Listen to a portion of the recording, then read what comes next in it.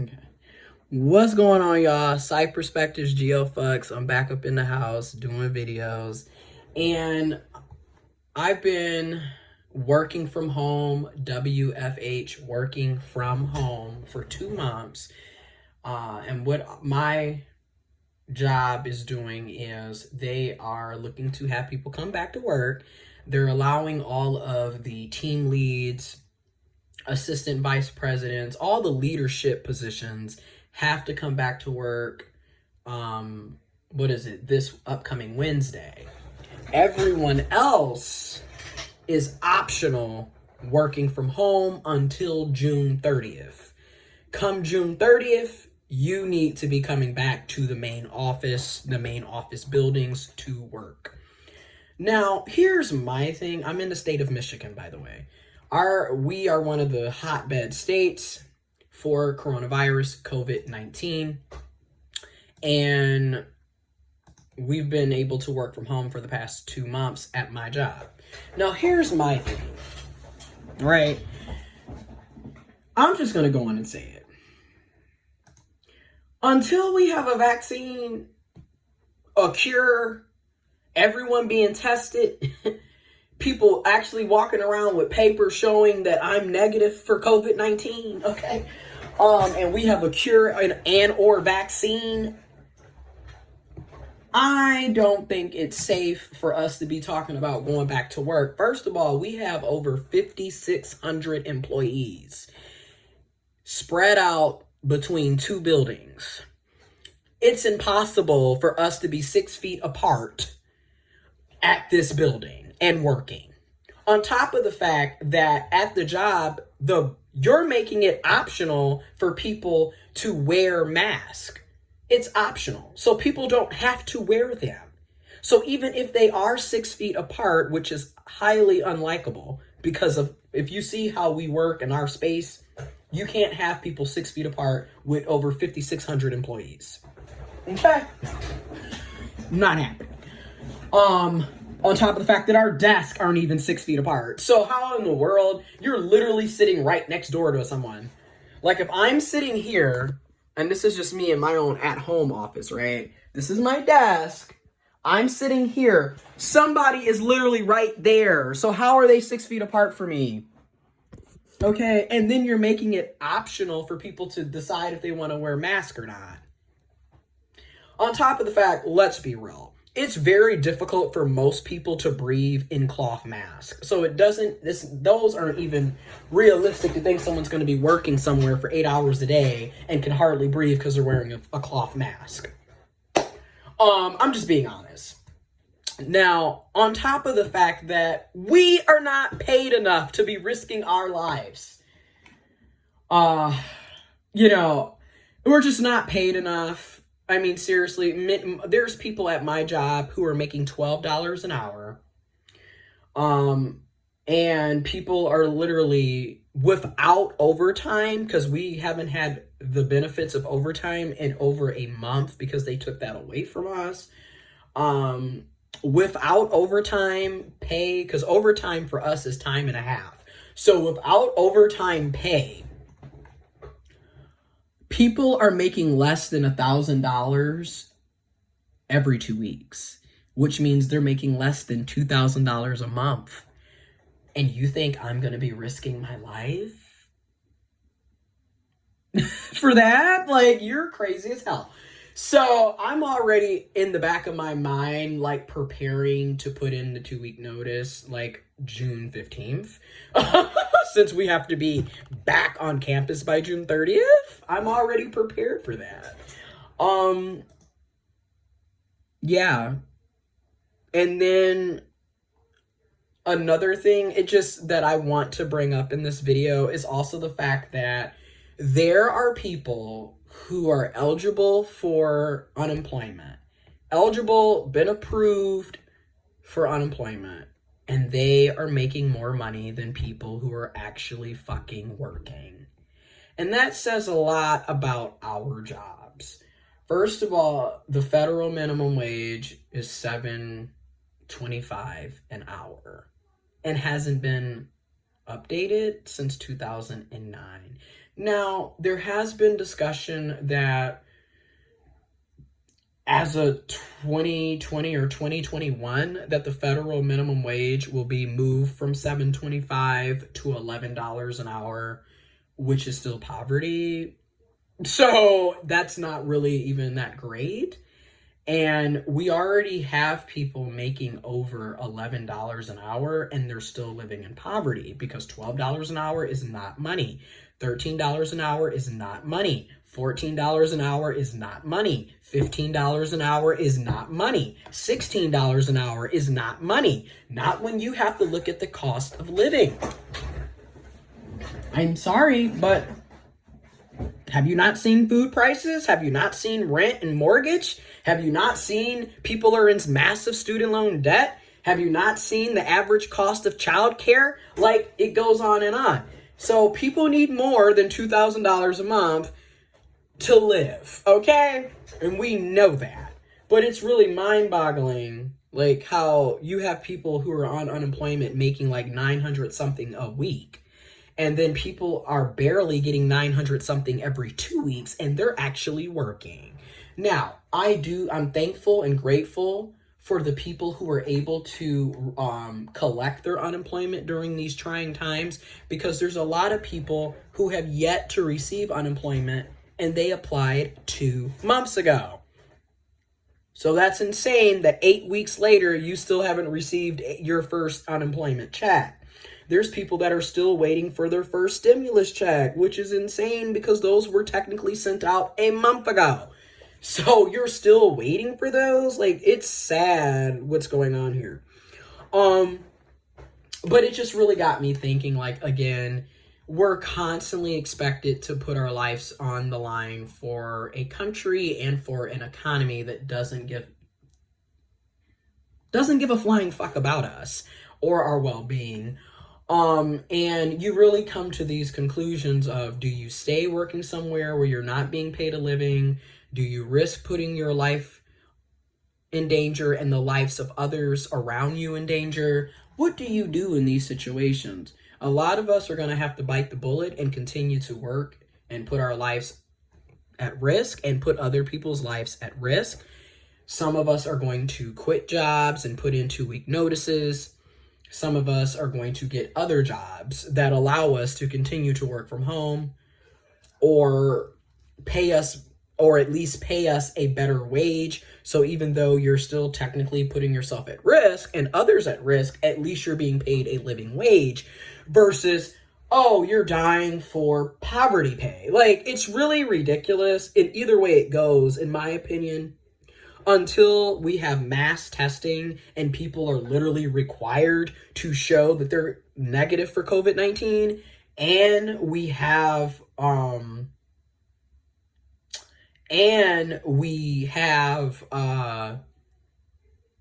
vaccine, a cure, etc. Like, I just don't think it's really safe for any of us to just be out and about.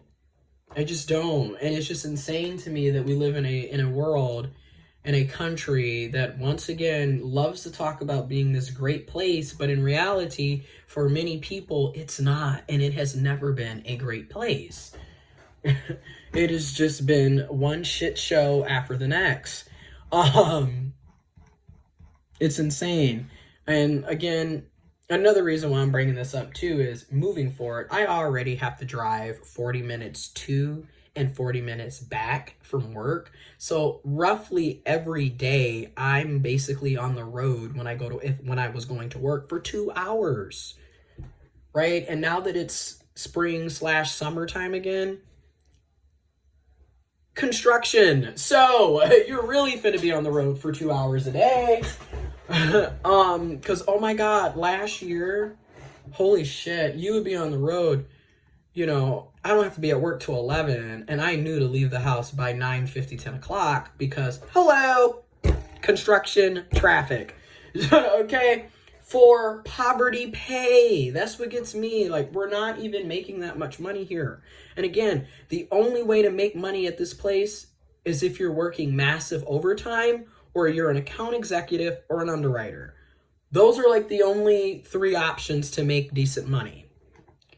Again, those of us that were making a lot of money, at the beginning of the year into like mid-March, that's because we were working 50, 60 hours a week and getting overtime, coming in on the weekends and getting overtime, staying an extra 2, 3, 4, 5 hours every day for overtime, right? Or you're an account executive or an underwriter. Other than that, you're not making any money here. And which brings me to my next point. You shouldn't have to sacrifice your life for an income. You shouldn't have to do that. Like, it's ridiculous. And this is how we continue to have people living paycheck to paycheck, because you don't pay people a living and the cost of living is so high. And then you add in the fact that a lot of us, especially in the late Gen X, well, really, Gen X and millennials and Gen Zs, so many of us have student loan debt. So it's like, again, how are we ever going to get out of this when we have yet to address the issues with the student loan debt? Like, we seriously have to address the big elephant in the room. Because it's really getting to the point where, hey, I mean, it's already been at the point, but if the shit hasn't hit the fan yet, I don't know what's going on. Like, we should not be continuing to have this issue day in and day out. Like, something has to be addressed here because we are literally drowning. And now we're asking people to sacrifice their lives. Well, technically we've been doing that anyways, but now it's like even more evident that these employers are asking you to sacrifice your life for pennies on the dollar. Another thing that I wanted to bring up before I end this video, because this is a longer video. Today at my job, we had a training via the internet on 401ks and having a 401k plan and the importance of it and all this other shit. And I'm just sitting here laughing because I'm like, how is anyone going to save for retirement when they're making less than $2,000 a month? This is a fucking joke at this point. You don't even pay us enough to save for retirement. And a lot of these jobs have shitty 401k plans. On top of the fact they don't pay you enough to save for retirement, on top of the fact that they either don't offer benefits or the benefits that they offer are little and pathetic. So like at my job, yes, you have health insurance. Thank you. However, have you looked at the copays and the deductibles? When you look at the copays and the deductibles, you might as well not even have health insurance because every time you go to the damn doctor, that's $100 damn there. I mean, seriously. Then when you look at getting your prescriptions, holy shit. The copays and the deductibles, man. Like, you might as well not even have insurance at this point because it's not even worth seeing the doctor because you're going to still be expected to pay an arm and a leg out of pocket. So what's the point? Right? Same thing with the 401k plan. I'm given, 3% of my income. It's pre-taxed. However, the wages here are so low and stagnant. Like I said, we're not even making $2,000 every month at this place because we don't even have overtime anymore. And we're not being paid living wages. And think about it. If we were being paid living wages, we wouldn't even need overtime. Then it would make more sense of having that 401k and actually having the abilities to save for a rainy day or retirement. But a lot of us, we're not making enough money to do anything with that. So, what is even the point? And then they're talking about Roth's accounts and, getting your Roth IRA with your taxes or through your savings. And again, people are making $12 an hour, $13 an hour, $14 an hour, $15 an hour, not making enough money to truly save anything. So, to me, it's just a laughing matter. Everything is just so sad and the signs are on the wall for me to just be like, yeah, put your 2 weeks in, get you a job that's actually related to your education and your experience. You deserve better. You need to get a better job. I've been here for over a year now, a year and two months, almost 3 months now. And yeah, the signs are on the wall to bounce. Because like you would think after, you know how they always say, give it time, give it time. I've been here long enough to know that this is not where I want to work. I've been here long enough to see like ain't nothing coming out of this but time wasted. The only good thing about this is that on paper, on your resume, it makes you look good because you stayed somewhere for a year, but you're not making any money. I don't really see any opportunity for upward mobility here, and I'm just over it, and I'm ready for something better and something that pays like what I'm supposed to be getting paid and something that's related to my actual education. So yeah, on top of the fact that I'm looking at moving to another city that's about an hour away from where I currently live, which would make my 40-minute commute a straight up hour commute, because the place that I'm looking to move is an hour away from the place that I work. So the signs are kind of obviously aligning, like you need to look for another opportunity, and probably will be putting in my 2 weeks in about a month, to be fair. Just being honest. Just being honest. And I actually look forward to it because, again, you also have to realize that you deserve better and you can get better. There are opportunities, even though it is, pandemic and things do seem to be rather abysmal, rather negative right now, but I am trying to look at the silver screenings, if you will, and I am looking forward to relocating and getting a better job that pays better, that's in my field. But I just wanted to kind of like talk about that in a video format because I know a lot of people are probably in the same situation and can also relate. Like, this is ridiculous. I hope you and your family well. Wish you well. Like I said, wear your mask 6 feet apart. Wash your hands. Disinfect.